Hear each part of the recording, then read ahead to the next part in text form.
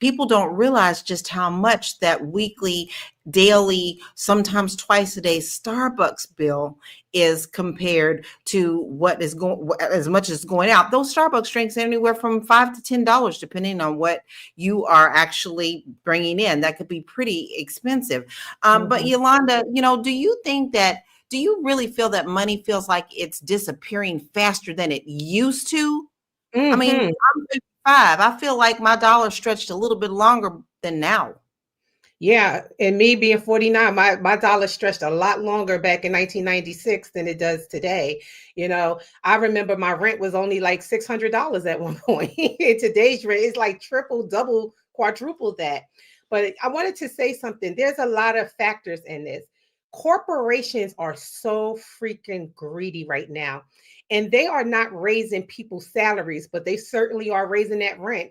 Micah made a good point about how they're raising the rent. Your salary is stagnant, okay, and then your other bills is being raised too. So you're not able to catch up. You're just not able to catch up. And then on top of that, we have a culture of social media where everybody wants. They feel like they can just get whatever they see other influences, whatever other influences have, they think they can have that too. And so a lot of the kids are not being educated. That's another thing, education. Back in my day, they used to have like accounting classes in high school. They don't have any type of financial literacy classes in schools anymore. So children are growing out of they're coming out of high school and they thinking, oh, we can just spend willy-nilly style, like tossing it up. No, you guys have to budget.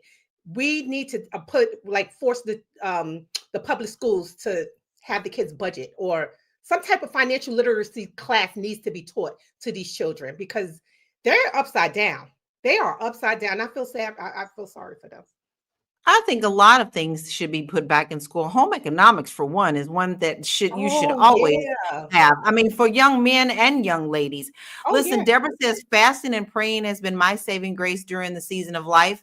And Dennis says I'm working on eating to live instead of living to eat. A conscious Right. consumption is a wonderful shift of view during trials and tribulations. Shanera, if I hope I pronounced that right. If I did not, please don't blame the heart. I totally agree with him. She was talking about the video that we saw. Deborah said, remaining grateful to be in my right mind as a grandmother. Mary McCoy would say, yes, yes. My mother used to say that as well, because that is a big thing, y'all, being in your right mind. You don't really quite understand that until you get older. But that is such a blessing in itself. Deborah says, with the internet, you can make everything at home. And then Deborah also says our elected officials are horrible as well.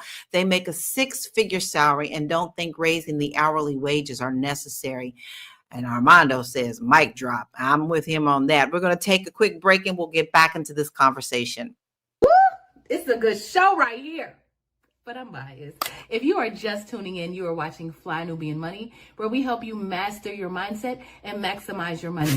My name is Tiara Williams. I'm also known as Miss Black Hollywood, and I'm the proud producer of this show because it is lit.